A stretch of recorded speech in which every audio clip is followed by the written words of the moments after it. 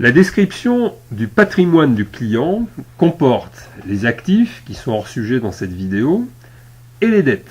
Parmi les dettes, il peut y avoir des crédits. Il est possible, grâce à l'application, de définir extrêmement précisément les crédits existants dans le patrimoine du client avec le même degré de précision dans la définition de la nature du crédit que ce que l'on fera par la suite au niveau de la simulation et donc des solutions de financement. Pour ajouter une ligne de crédit ou de dette, cliquez sur le bouton plus, une ligne s'ajoute et on commence toujours la saisie par la gauche.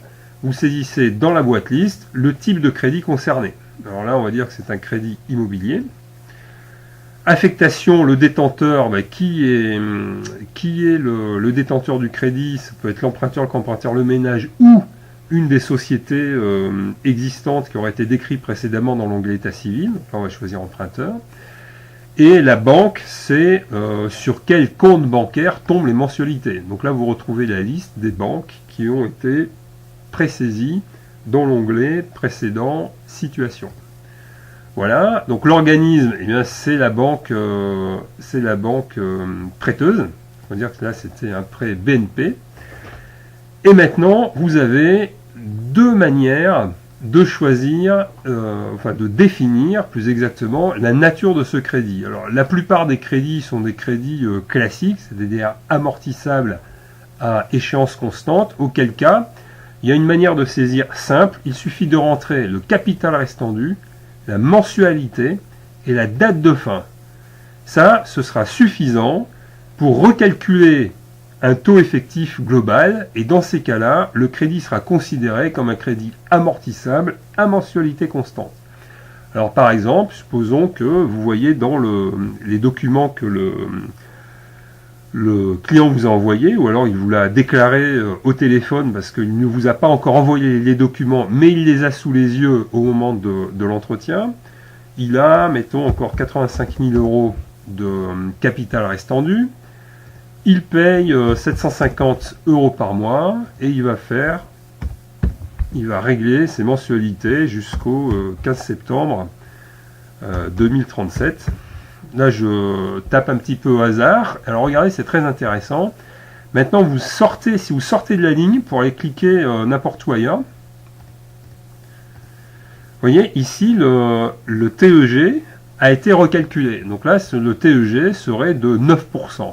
Alors bon, pour un crédit immobilier, c'est beaucoup trop élevé parce que j'ai mis des chiffres un peu au hasard. Si je rectifie ici, je mets par exemple 650. Je clique dans un autre champ afin de réinitialiser. Ouais, c'est encore 7%. Donc on va mettre 550. Voilà, donc 4,90. On va en rester là. Et là, vous tombez sur des chiffres plus réalistes. Voilà, ça vous permet de vérifier tout de suite la pertinence des éléments que le client peut vous déclarer au téléphone. Et alors, vous regardez ici, ça c'est très important, TF, ça veut dire taux fixe, ça veut dire crédit classique à mensualité constante, apparaît en rouge dans le champ rouge, type de crédit. Ça veut dire que puisque vous avez fait une saisie simplifiée, uniquement avec le CRD, la mensualité, la date de fin, ça veut dire que le crédit est considéré comme un crédit à mensualité constante. Et la plupart du temps, on s'arrête là et ça suffit dans la description des crédits existants. Mais il se peut qu'il y ait des crédits plus sophistiqués. Parce que la personne vous a dit, voilà, j'ai un crédit, par exemple, à palier, où je vais payer telle mensualité jusqu'à telle date, puis après je paierai telle mensualité jusqu'à quelle date. Dans le cas de la saisie d'un crédit plus sophistiqué, on commence exactement de la même manière. On appuie sur le bouton plus pour ajouter une ligne de crédit. On sélectionne la nature du crédit. Ici, il va s'agir encore d'un prêt immobilier. L'affectation. On va mettre le co-emprunteur. Le compte bancaire sur lequel seront visibles les échéances. On va dire l'autre compte, la Banque Populaire. L'organisme prêteur qui serait le CIC. Alors, maintenant, pour définir un crédit plus sophistiqué, il suffit de double-cliquer ici, dans le champ type de crédit de la ligne. La fenêtre de saisie des crédits apparaît. Alors là, maintenant, regardez bien. Il y a plusieurs modes de saisie qui peuvent dépendre de la nature du crédit. Là, votre client vous a dit qu'il s'agissait d'un crédit à palier. Donc vous saisissez ici crédit à palier et les champs à remplir seront les champs en jaune. Ici, date de début, capital donc initial, le taux du crédit et ici, vous allez rentrer le montant et la période en mois, libellé en mois, des différents crédits, des différentes périodes ou correspondant aux différents paliers du crédit. Alors supposons que le client vous dise, bon ben voilà, c'est un crédit que j'ai fait le 1er janvier 2010,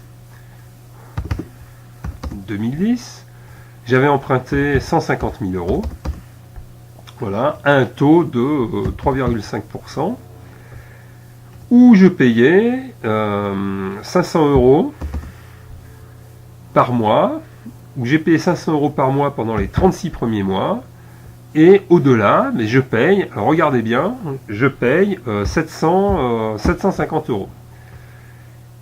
Il est inutile ici de cliquer sur, de saisir la dernière période parce que le logiciel va recalculer tout seul. Vous cliquez sur calculer. Voilà. Il a calculé que pour amortir le capital en payant 750 euros par mois et en ayant payé 500 euros pendant les 36 premiers mois au taux de 3,5%, eh bien la deuxième période fait forcément 290 mois. Le CRD à la date d'aujourd'hui, alors la date d'aujourd'hui en fait, comme le logiciel est obligé de se caler si vous voulez sur une date future, la date d'aujourd'hui en fait ce sera toujours le 1 du mois prochain, où on suppose qu'on commence toutes les opérations. On met les compteurs à zéro le 1 du mois prochain. Donc le 1 du mois prochain, le capital restant dû sera de 127 544 euros, et ici, ça vous calcule la date de fin. Alors normalement, si le client vous déclare au téléphone des éléments de mémoire, ça vous permet donc de calculer, de recalculer les éléments du crédit qu'il faudra évidemment vérifier quand vous aurez entre vos mains le document générant le crédit. Et voilà, et là vous appuyez sur valider. La ligne de crédit a été renseignée et validée sur la ligne avec donc le capital restant dû actuellement au 1er du mois prochain, capital restant dû qui pourra faire l'objet d'un rachat s'il y a renégociation de crédit avec la mensualité, la date de début, la date de fin et le taux effectif global.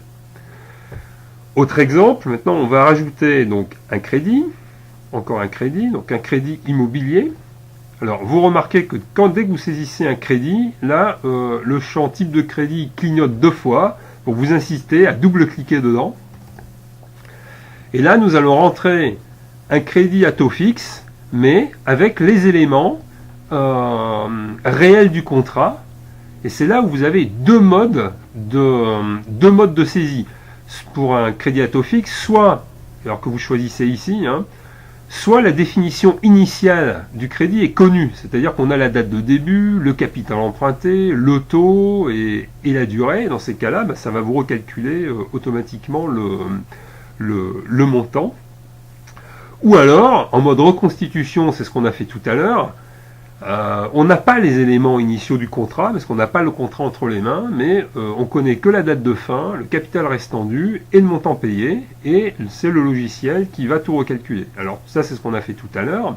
Donc là on va revenir en définition initiale connue.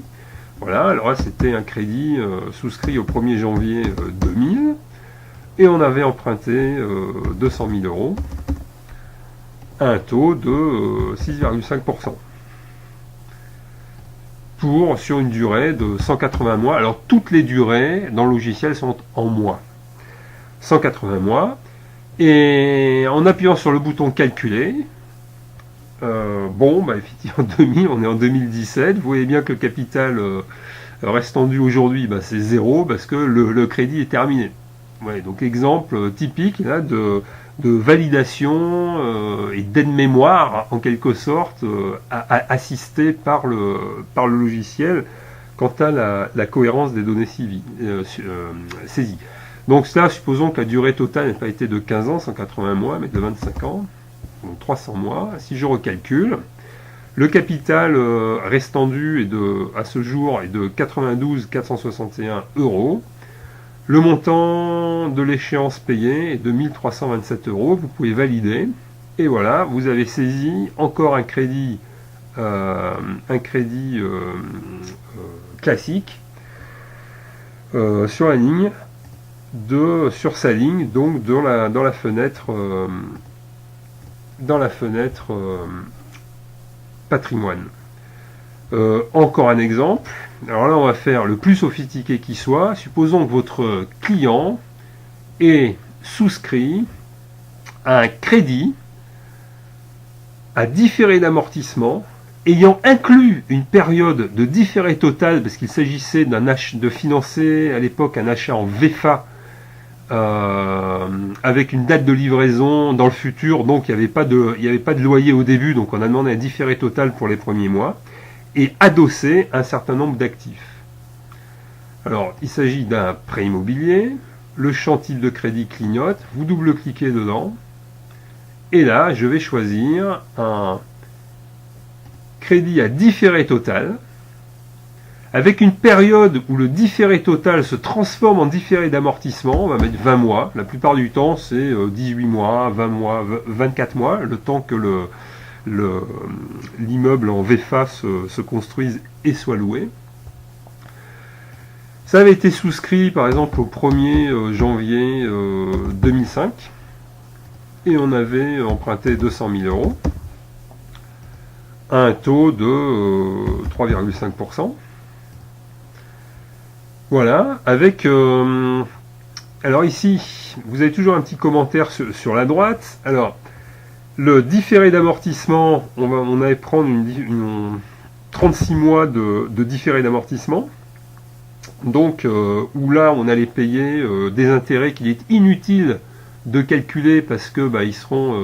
de saisir à la main parce qu'ils vont être calculés. Et puis après, une période d'amortissement du capital de, par exemple, 180 mois. 180 mois, on calcule. Et voilà. Et voilà les éléments de votre crédit. Je valide. Et vous avez ici le symbole DT qui s'affiche, qui veut dire différé total. Il est toujours possible de revenir en arrière en recliquant dessus. Les éléments précédemment saisis du crédit s'affichent. C'était pas un différé total, le client s'est trompé. Et c'était simplement un différé d'amortissement sur une durée de 216 mois avec une période de différé de 36 mois. Alors vous voyez, là, le recalcul a été automatique, donc on a payé que les intérêts pendant 36 mois, qui s'élèvent à 574%. Et ensuite, on a payé, et on est toujours en train de payer, 1424 euros par mois, afin d'amortir le capital.